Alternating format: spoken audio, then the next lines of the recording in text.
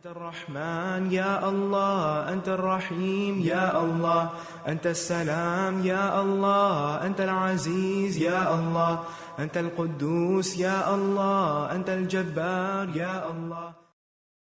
ولله الأسماء الحسنى فادعوه بها. نحمده ونصلي على رسوله الكريم، أما بعد فأعوذ بالله من الشيطان الرجيم. بسم الله الرحمن الرحيم. رب اشرح لي صدري ويسر لي أمري واحلل عقدة من لساني يفقهوا قولي.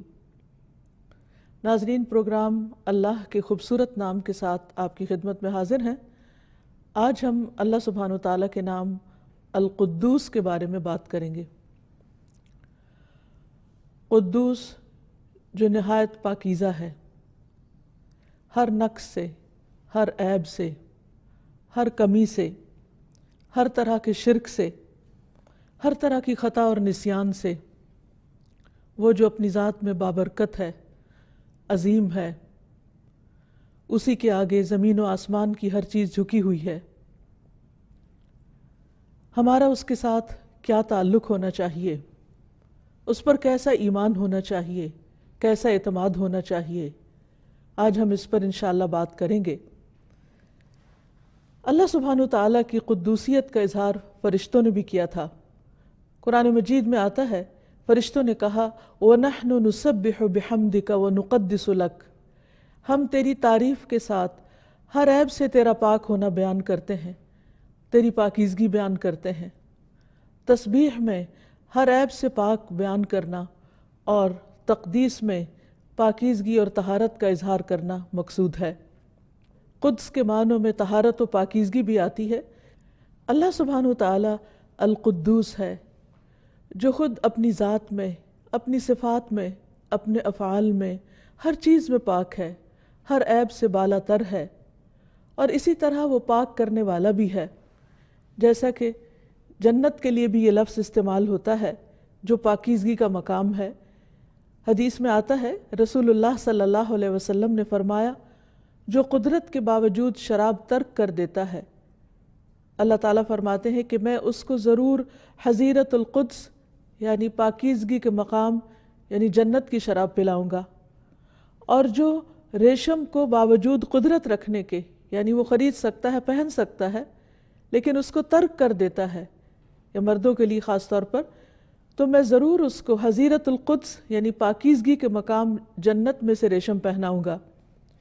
اسی طرح ہم دیکھتے ہیں کہ جبریل علیہ السلام کا نام بھی روح القدس ہے۔ قُلْ نَزَّلَهُ رُوحُ الْقُدُسِ مِنْ رَبِّكَ بِالْحَقِّ، کہہ دیجئے اسے روح القدس نے تیرے رب کی طرف سے حق کے ساتھ تھوڑا تھوڑا نازل کیا ہے۔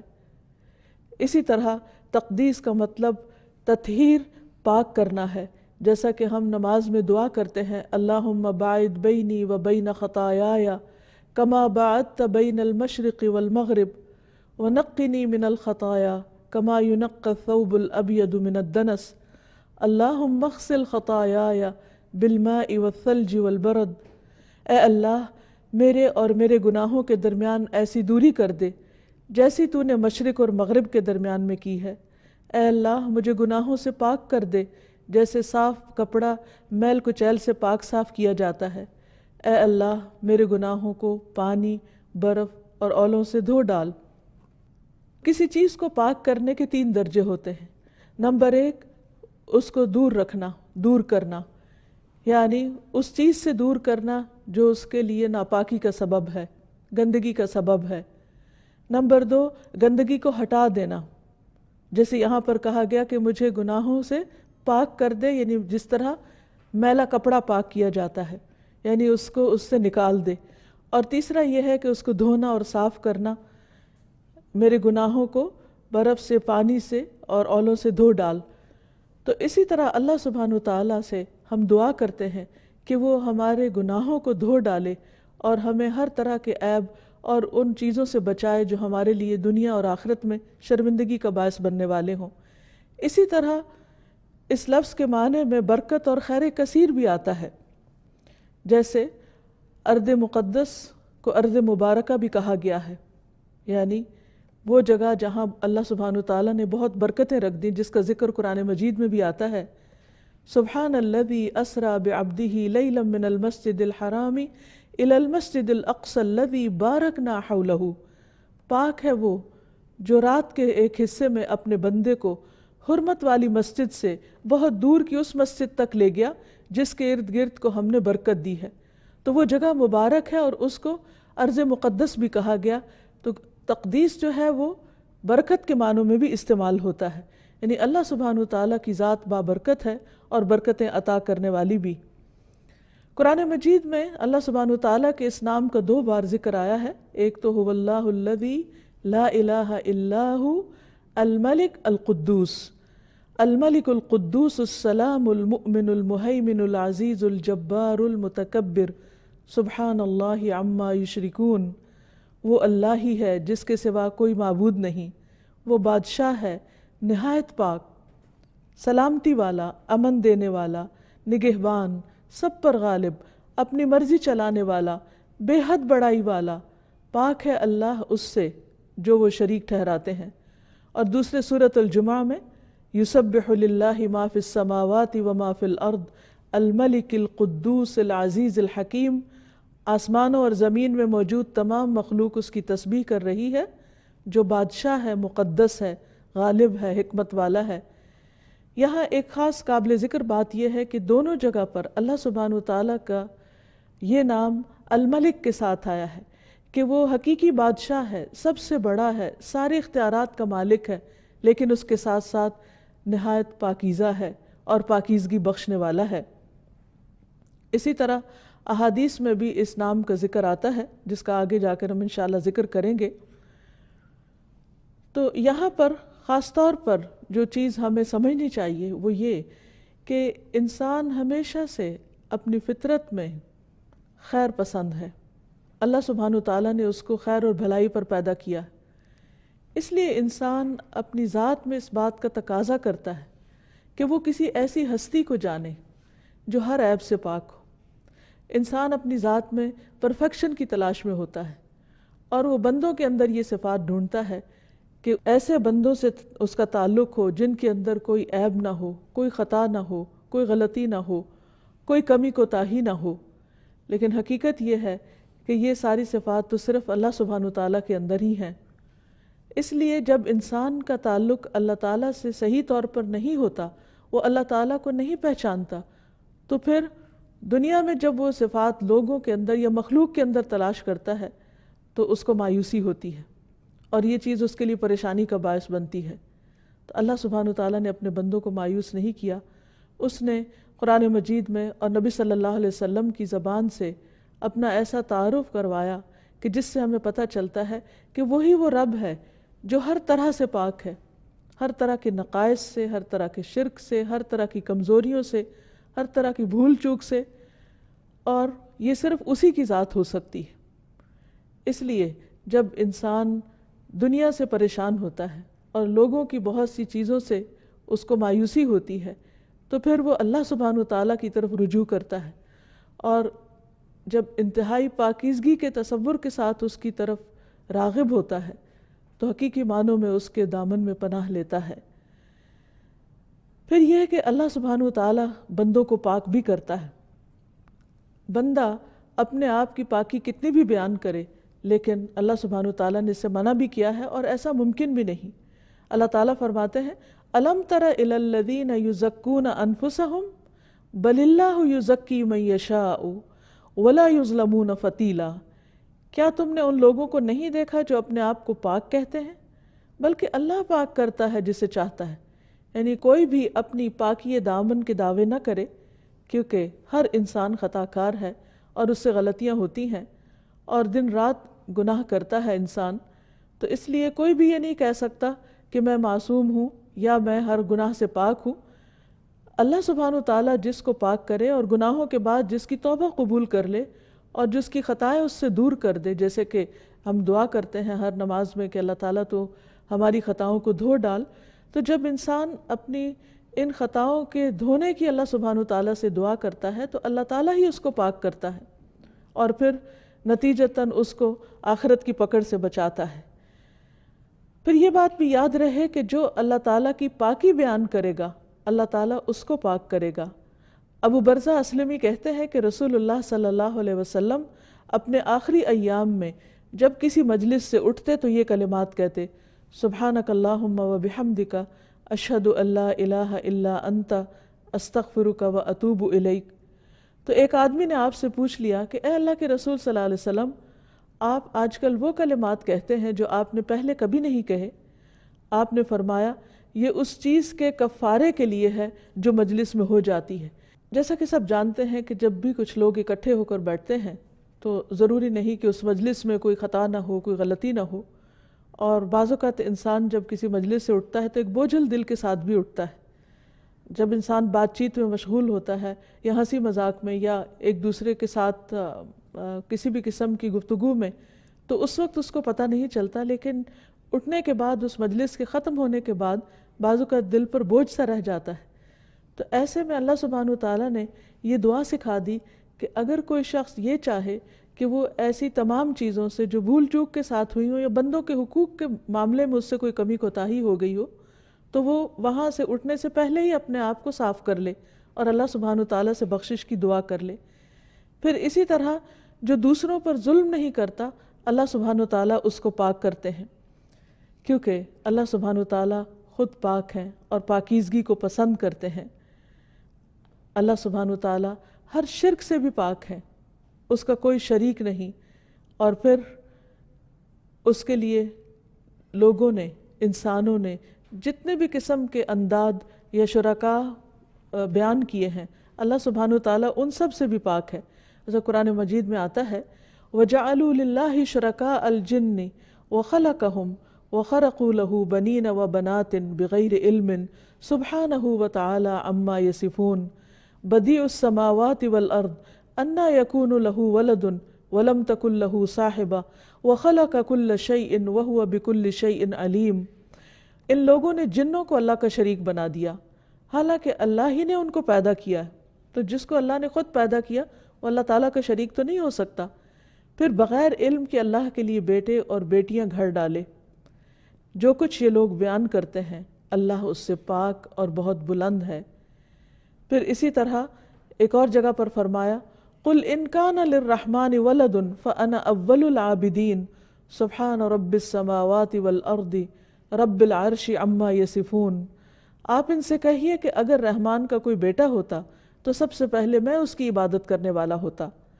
پاک ہے آسمانوں اور زمین کا رب جو عرش کا رب ہے اس سے جو وہ بیان کرتے ہیں۔ تو اللہ سبحانہ وتعالیٰ ہر طرح کے شریکوں سے پاک ہے، یعنی اس کی ذات اتنی بلند، اعلیٰ و عرفہ ہے کہ اس کو کسی بھی مددگار کی اور کسی بھی سکسیسر کی ضرورت نہیں۔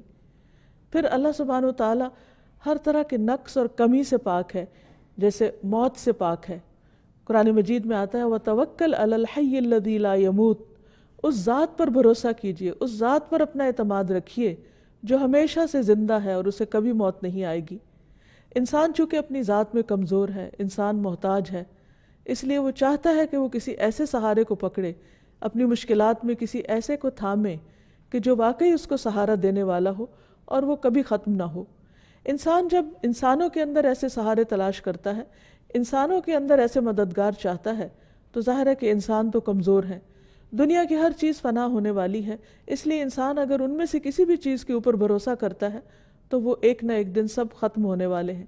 اس لیے اللہ سبحانہ وتعالیٰ نے اس ہستی پر یعنی اپنی ذات پر توکل کا حکم دیا اور ساتھ ہی فرمایا کہ وہ اللہ وہ ذات ہے کہ الذی لا یموت، کہ جس کو موت نہیں آئے گی۔ پھر اسی طرح اسے اونگ اور نیند بھی نہیں آتی، لا تأخذہ سنۃ ولا نوم۔ اس لیے جب رات کو تمام لوگ سو جاتے ہیں تو اللہ سبحانہ وتعالیٰ نہیں سوتا۔ انسان زیادہ سے زیادہ کتنا جاگ سکتا ہے؟ اگر کوئی کسی کی مدد دل و جان سے بھی کرنا چاہے تو نہیں کر سکتا اپنی کمزوریوں کی وجہ سے، اپنی کوتاہیوں کی وجہ سے، لیکن اسے ایک ایسی ہستی چاہیے کہ جو ان کمیوں سے پاک ہو، اور وہ صرف اللہ سبحانہ وتعالیٰ ہی کی ذات ہو سکتی ہے۔ اس لیے اس پر ہی بھروسہ کرنا چاہیے۔ اس کو ہم چاہیں تو دن میں پکاریں، چاہیں تو رات کو پکاریں، وہ ہر حال میں سنتا ہے۔ وہ صرف سوتا ہی نہیں، اس کو اونگ بھی نہیں آتی، اس کو تھکاوٹ بھی لاحق نہیں ہوتی، وہ ایک لمحے بھر کے لیے بھی غافل نہیں ہوتا، اور وہ ہر وقت سنتا ہے، وہ اونچی آواز سے بھی سنتا ہے اور وہ آہستہ آواز سے بھی سنتا ہے، وہ دکھی دلوں کی پکار بھی سنتا ہے، اور وہ عام حالات میں بھی جب بندہ اس کو پکارتا ہے وہ اس کو سنتا ہے۔ پھر اسی طرح اللہ سبحانہ وتعالی ہر طرح کے ظلم سے پاک ہے۔ قرآن مجید میں آتا ہے ان اللہ لا یظلم مثقال ذرۃ، اللہ سبحانہ وتعالی کسی پہ ذرے برابر بھی ظلم نہیں کرتا۔ وَإِن تَكُ حَسَنَةً يُضَاعِفْهَا، اگر وہ ذرہ نیکی کا ہوتا ہے تو اسے کئی گنا بڑھا دیتا ہے۔ وَيُؤْتِ مِن لَّدُنْهُ أَجْرًا عَظِيمًا، اور وہ اپنے پاس سے بہت بڑا اجر عطا کرتا ہے، یعنی بندوں کی کوششوں کو، بندوں کی نیکیوں کو اپنی رحمت سے قبول کرنے والا ہے۔ اور کس طرح قبول کرتا ہے کہ کوئی ایک قدم بڑھتا ہے تو اللہ سبحانہ وتعالیٰ اس کی طرف 10 قدم آتے ہیں۔ پھر اسی طرح ایک اور جگہ پر فرمایا کہ ان اللہ لا یظلم الناس شیئا، اللہ تعالیٰ لوگوں پر کچھ بھی ظلم نہیں کرتا۔ وَلَٰكِنَّ النَّاسَ أَنفُسَهُمْ يَظْلِمُونَ، لیکن لوگ خود اپنی جانوں پر ظلم کرنے والے ہیں۔ یعنی کسی پہ ظلم کرنا یہ ایک بہت بڑا عیب ہے، اللہ سبحانہ وتعالیٰ اس عیب سے پاک ہے۔ رسول اللہ صلی اللہ علیہ وسلم نے فرمایا بے شک اللہ تعالیٰ کسی مومن سے ایک نیکی کا بھی ظلم نہیں کرے گا، یعنی اگر کسی نے کسی وقت چھوٹی سی بھی کوئی کوشش کی ہے تو اس کو بھی قبول کرتا ہے اور اس کو ضائع نہیں کرتا۔ بعض اوقات ہم بہت دعائیں مانگتے ہیں اور ہماری دعائیں سنی نہیں جاتی، یا بعض اوقات ہم بہت عبادت کرتے ہیں یا صدقہ خیرات کرتے ہیں اور اس کے بدلے میں ہم چاہتے ہیں کہ ہمارا کوئی کام ہو جائے یا جو دعا ہم کر رہے ہیں وہ قبول ہو جائے، لیکن نتائج ہماری مرضی کے خلاف آتے ہیں، تو اس وقت انسان سمجھتا ہے کہ شاید اس کی دعا قبول نہیں کی گئی، یا اللہ تعالیٰ نے اس کی نیکی کو قبول نہیں کیا، یا اللہ تعالیٰ اس کی سن نہیں رہا۔ ایسا نہیں ہوتا۔ جیسا کہ حدیث سے پتہ چلتا ہے کہ اللہ سبحانہ وتعالیٰ سنتا تو ضرور ہے، ہاں قبولیت کے طریقے مختلف ہیں۔ ایک تو یہی ہے obviously کہ انسان جو مانگے وہی اس کو مل جائے، لیکن ہمیشہ ایسا نہیں ہوتا، کیونکہ ایک ہماری چاہت ہوتی ہے اور ایک اللہ سبحانہ وتعالیٰ کی، اور اللہ سبحانہ وتعالیٰ صرف ہمیں دیکھ کر ہمارے لیے فیصلہ نہیں کرتا، وہ ساری کائنات کو سامنے رکھ کر ہر ایک کو اس کا حق دیتا ہے۔ بعض اوقات ایک چیز کو ہم اپنے طور پر اپنے لیے بہت اچھا سمجھ رہے ہوتے ہیں، حالانکہ اللہ سبحانہ وتعالیٰ کے نزدیک وہ ہمارے لیے بہتر نہیں ہوتی۔ تو بعض اوقات تو اللہ تعالیٰ جو مانگتے ہیں وہ دے دیتا ہے، لیکن بعض اوقات وہ نہیں دیتا مگر ضائع کچھ نہیں کرتا، ظلم نہیں کرتا، ایک نیکی جو انسان کرتا ہے اس میں بھی کمی نہیں کرتا، اور وہ اس کی بجائے اس سے کوئی مصیبت ٹال دیتا ہے۔ یعنی بعض اوقات انسان ایک چیز مانگ رہا ہوتا ہے، لیکن اگر وہ اس کو مل جائے تو شاید اس سے کچھ فائدہ نہ اٹھا سکے کسی اور حادثے کی وجہ سے یا پریشانی کی وجہ سے، تو اللہ تعالیٰ اس کے بدلے میں اس کو ایسی مصیبت اور ایسی پریشانی سے بچاتے ہیں کہ جس کا اس انسان کو خود بھی نہیں پتا ہوتا کہ وہ آگے آ رہی ہے۔ اسی طرح بعض اوقات نہ تو دعا قبول ہوتی ہے اس طرح جس طرح ہم چاہتے ہیں، اور نہ ہی کوئی پریشانی ٹلتی ہے، بلکہ اللہ تعالیٰ ان سب دعاؤں کا جواب آخرت کے لیے ذخیرہ کر دیتا ہے، اور وہ دن ہوگا جب انسان ایک ایک ذرے جیسی نیکی کا بھی محتاج ہوگا۔ بعض اوقات انسان ویسے کوئی خاص عبادت نہیں کرتا، لیکن مشکل پڑنے پر اللہ تعالیٰ کی طرف ضرور رجوع کرتا ہے، خوب دعائیں کرتا ہے۔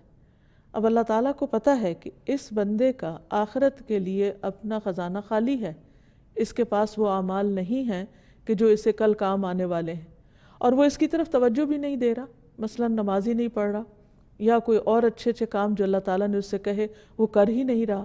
اب اللہ تعالیٰ اس کے اوپر کوئی ایسی مشکل ڈالتا ہے تاکہ وہ دعائیں کرے، وہ کمی کوتاہی جو اس سے ہوئی ہے دوسرے فرائض کو چھوڑ کر، تو وہ ان دعاؤں کے ذریعے پوری ہو جائے، اور پھر انسان دعائیں کرتا چلا جاتا ہے۔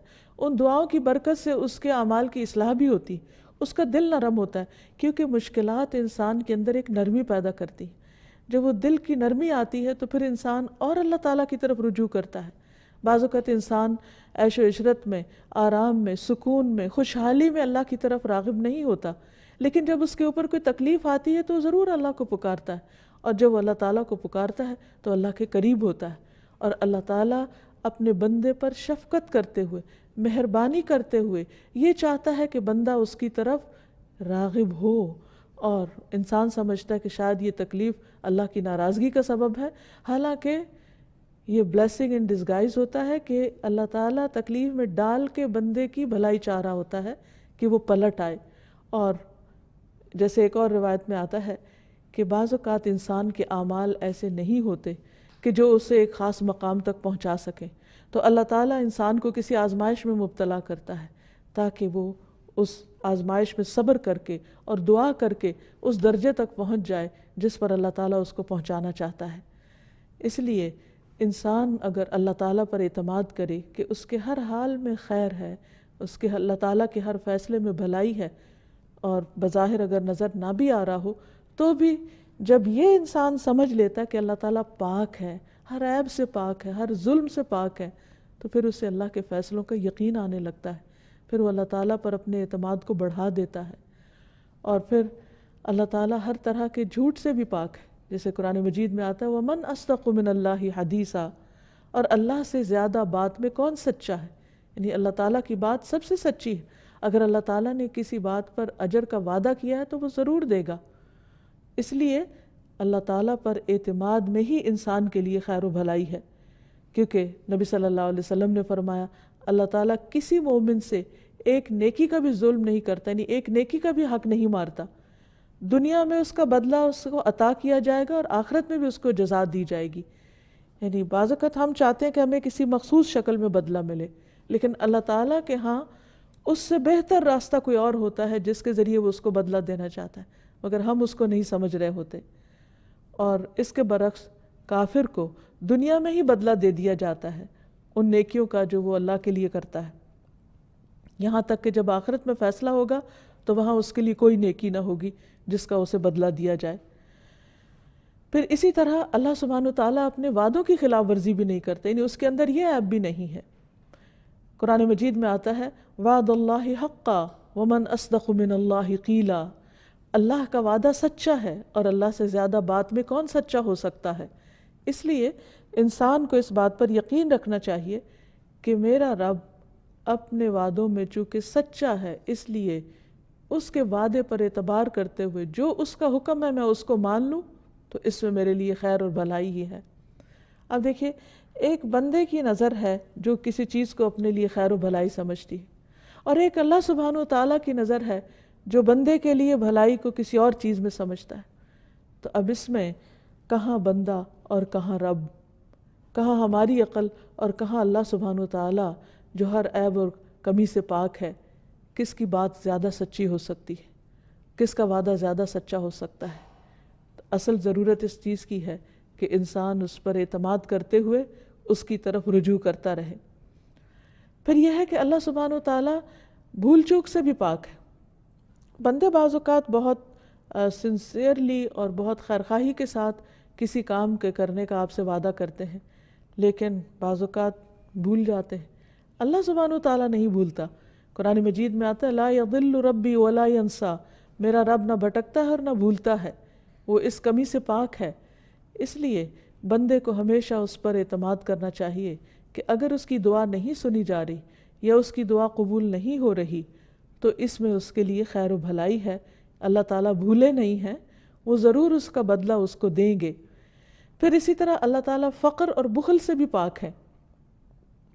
قرآن مجید میں آتا ہے وقالت الیہود ید اللہ مغلولہ غلت ایدیہم ولعنوا بما قالوا بل یداہ مبسوطتان ينفق کیف یشاء. اور یہود نے کہا کہ اللہ کا ہاتھ بندھا ہوا، یعنی اللہ بندوں کے اوپر خرچ نہیں کرتا. ان کے ہاتھ باندھے گئے اور ان پر لعنت کی گئی اس وجہ سے جو انہوں نے کہا، بلکہ اس کے دونوں ہاتھ کھلے ہیں، وہ خرچ کرتا ہے جیسے چاہتا ہے. اس لیے اللہ سبحانہ وتعالیٰ سے ہمیشہ خیر کی امید رکھنی چاہیے. اور انسان اگر سارے کے سارے اول و آخر بھی اللہ سبحانہ وتعالیٰ سے مانگے اور وہ سب کو عطا کرے تو بھی اللہ تعالیٰ کے خزانوں میں کسی قسم کی کوئی کمی نہیں آتی. پھر اسی طرح اللہ سبحانہ وتعالیٰ جیسا کوئی بھی نہیں. اللہ سبحانہ وتعالیٰ ہر ایک سے بڑا اور عظیم ہے، کیونکہ قدوس میں عظمت کا معنی بھی پایا جاتا ہے. پھر یہ کہ اللہ تعالیٰ کو کسی بھی چیز کی حاجت نہیں، کسی بھی چیز کی ضرورت نہیں، نہ اس کو کھانے کی ضرورت ہے، نہ اس کو آرام کی ضرورت ہے. پھر یہ کہ اس سے کوئی چیز چھپی ہوئی نہیں، ان اللہ لا یخفی علیہ شیء فی الارض ولا فی السماء. پھر یہ کہ وہ ظاہر کو بھی جانتا ہے اور چھپے ہوئے کو بھی جانتا ہے. انہ یعلم الجہر وما یخفی. پھر اللہ تعالیٰ سے کوئی مخلوق بھی اوجھل نہیں. بعض اوقات انسان دیکھتا ہے کہ دوسرے لوگ اس پر ظلم کر رہے ہیں اور شیطان اس کے دل میں وسوسہ ڈالتا ہے کہ کہاں ہے تمہارا رب جو تمہیں ان کے ظلم سے نجات دے. اللہ سبحانہ و تعالیٰ اگر ہوتا تو یہ بندے ظلم نہ کر سکتے، حالانکہ ایسا نہیں ہے. اگر اللہ تعالیٰ کسی بندے کی رسی دراز کرتا ہے، جیسے حدیث میں آتا ہے کہ اللہ تعالیٰ ظالم کو مہلت دیتا ہے اور پھر اچانک اس کو پکڑ لیتا ہے، تو اس کا یہ مطلب نہیں کہ اللہ تعالیٰ دیکھتا نہیں ہے یا وہ ظالم اس کی نگاہوں سے چھپے ہوئے ہیں. کچھ بھی نہیں چھپا ہوا. قرآن مجید میں آتا ہے وَعِندَهُ مَفَاتِحُ الْغَيْبِ لَا يَعْلَمُهَا إِلَّا هُوَ وَيَعْلَمُ مَا فِي الْبَرِّ وَالْبَحْرِ وَمَا تَسْقُطُ مِنْ وَرَقَةٍ إِلَّا يَعْلَمُهَا وَلَا حَبَّةٍ فِي ظُلُمَاتِ الْأَرْضِ وَلَا رَطْبٍ وَلَا يَابِسٍ إِلَّا فِي كِتَابٍ مُبِينٍ. اور اس کے پاس غیب کے خزانے ہیں جنہیں اس کے علاوہ کوئی نہیں جانتا. وہ خشک اور تر سب کا جاننے والا ہے. کوئی پتا بھی گرتا ہے تو اسے اس کا علم ہے. زمین کی تاریکیوں میں کوئی دانہ یا کوئی خشک اور تر ایسا نہیں جو کتاب مبین کے اندر محفوظ نہ ہو. یعنی اللہ سبحانہ و تعالیٰ ہر ایک کی حرکتوں پر نظر رکھے ہوئے ہے. ہاں، یہ اس کے قانون کا حصہ ہے کہ اس نے دنیا میں انسانوں کو اچھا یا برا کرنے کے لیے مہلت دے رکھی ہے. اس لیے کبھی اگر ایسے حالات ہوں تو انسان کو صبر کرنا چاہیے، انتظار کرنا چاہیے. اور دنیا میں ہم بہت دفعہ دیکھتے ہیں جیسے اللہ تعالیٰ نے فرمایا وَتِلْكَ الْأَيَّامُ نُدَاوِلُهَا بَيْنَ النَّاسِ کہ یہ دن ہم لوگوں کے درمیان پھیرتے رہتے ہیں. کبھی ایک کے حصے میں کوئی خیر آ جاتی ہے اور کبھی دوسرے کے حصے میں، اس لیے کہ دنیا امتحان کی جگہ ہے. اگر یہاں ہر چیز انسان کی مرضی کے مطابق ہو جائے تو پھر انسان کا امتحان ہی ختم ہو جائے.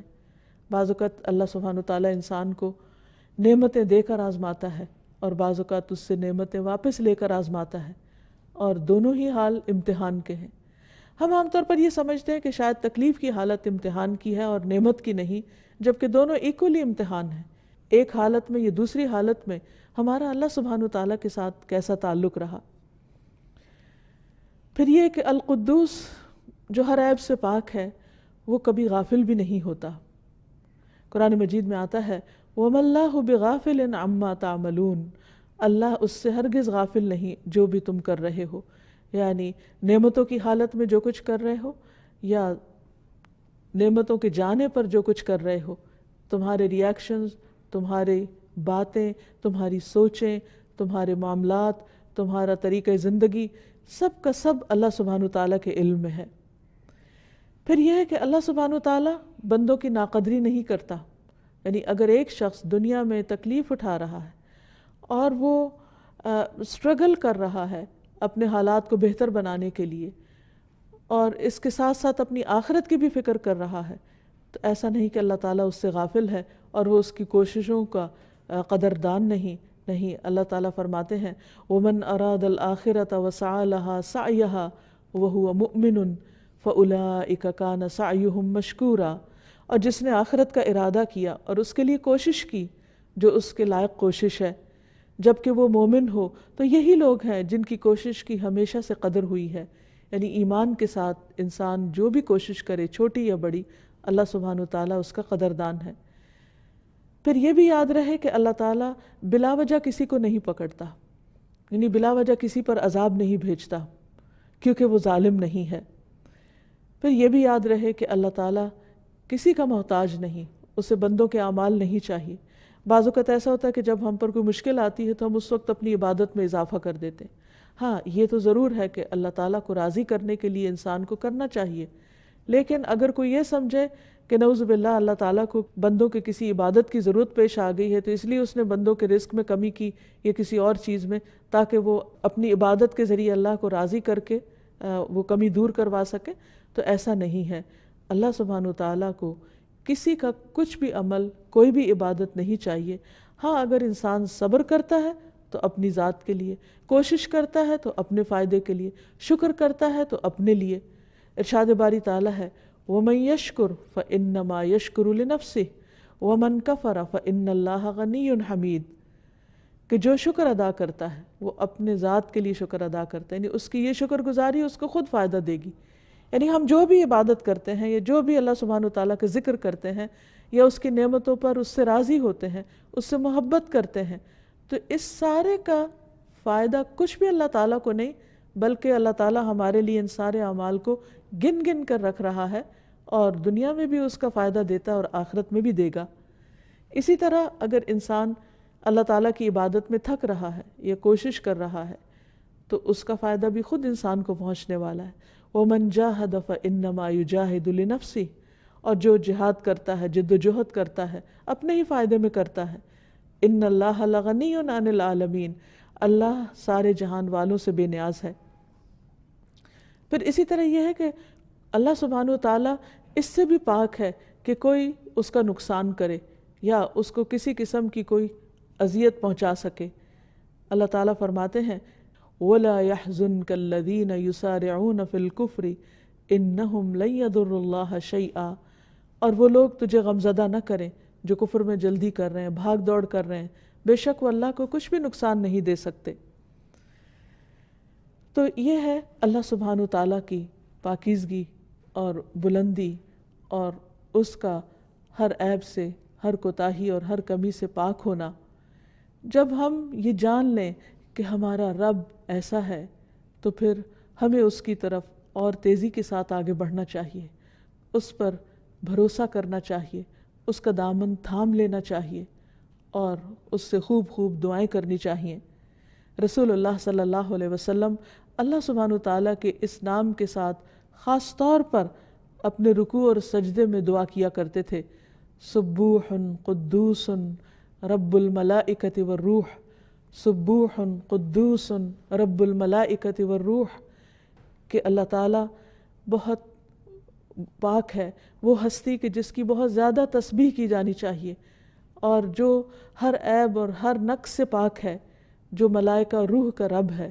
تو آپ سوچئے کہ کبھی بھی آپ کے دل میں کوئی وسوسہ آئے اور آپ اپنے وسوسوں سے پریشان ہوں، یا دل میں کوئی بدگمانی آئے اللہ تعالیٰ کے بارے میں یا اس کے دین کے بارے میں یا اس کے فیصلوں کے بارے میں، یا کسی پریشانی کے وقت شیطان آپ کو اللہ تعالیٰ سے دور لے جانے لگے، تو سجدے میں پڑھ کر یہ دعا مانگیے، سبوح قدوس رب الملائکۃ والروح، کہ اللہ سبحانہ وتعالیٰ کا کوئی فیصلہ بھی غلط نہیں ہو سکتا۔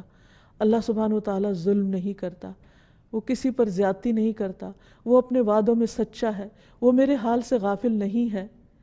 تو انشاءاللہ العزیز اللہ سبحانہ وتعالیٰ اس کی ضرور سنیں گے، اور دل پر ایسے وسوسوں کا جو بوجھ رہ جاتا ہے وہ بھی اللہ تعالیٰ دور فرما دیں گے۔ نبی صلی اللہ علیہ وسلم تہجد کے وقت جب قیام کی حالت میں ہوتے، رات کو اٹھتے تو 10 بار اللہ اکبر، 10 بار الحمدللہ، 10 بار سبحان اللہ و بحمدہ، 10 بار سبحان الملک القدوس، 10 بار استغفر اللہ، 10 بار لا الہ الا اللہ، اور پھر 10 بار یہ دعا پڑھتے، اللہم انی اعوذ بک من ضیق الدنیا و ضیق یوم القیامہ، اے اللہ میں دنیا اور قیامت کے دن کی تنگی سے تیری پناہ چاہتا ہوں۔ اے اللہ میں اس سے اپنے آپ کو تیری حفاظت میں دیتا ہوں کہ دنیا میں مجھ پر حالات تنگ ہوں یا قیامت کے دن مجھ پر کوئی تنگی ہو۔ اور پھر آپ نماز شروع کرتے تھے۔ پھر اسی طرح رسول اللہ صلی اللہ علیہ وسلم نے ایک مرتبہ صحابیات کو فرمایا کہ تم لوگ تسبیح، تحلیل اور تقدیس، یعنی سبحان اللہ، لا الہ الا اللہ اور سبحان الملک القدوس یا سبوح قدوس رب الملائکۃ والروح پڑھتی رہا کرو، اور انگلیوں کے پوروں پر گنا کرو، کیونکہ قیامت کے دن ان سے سوال کیا جائے گا۔ تو عام طور پر ہم سبحان اللہ، الحمدللہ، اللہ اکبر تو پڑھتے ہیں، لیکن اللہ سبحانہ وتعالیٰ کے اس نام کے ساتھ ذکر کم کرتے ہیں۔ تو اس لیے آپ نے یہ جو خاص تاکید فرمائی کہ اس نام کے ساتھ پکارو اللہ تعالیٰ کو، تو ہمیں اس کا بھی اہتمام کرنا چاہیے۔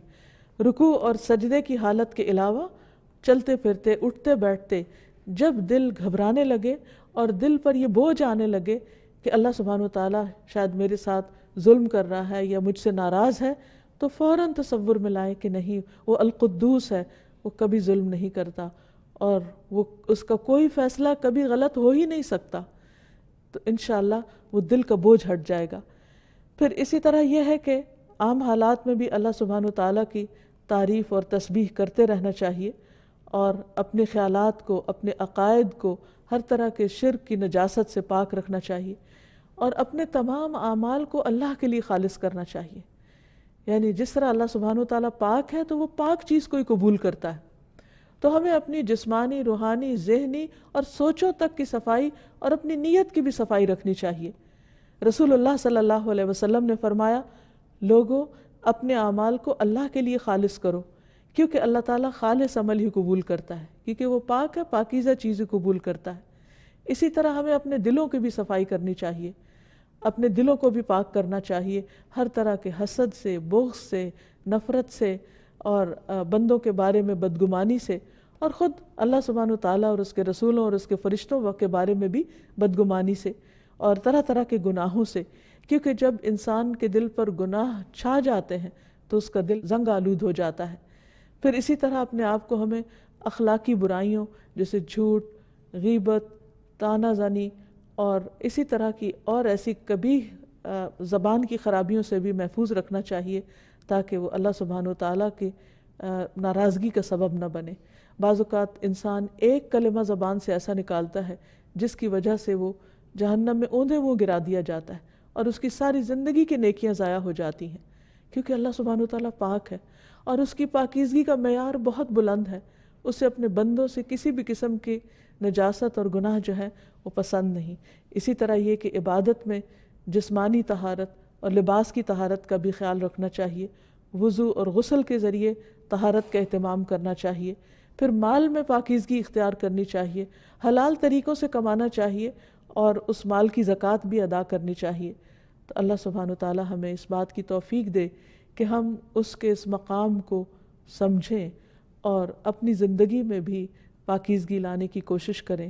وآخر دعوانا ان الحمد للہ رب العالمین۔ أنت القاهر يا الله، أنت الحسيب يا الله، أنت الشافي يا الله، أنت المبين يا الله، أنت الوكيل يا الله، أنت القيوم يا الله، أنت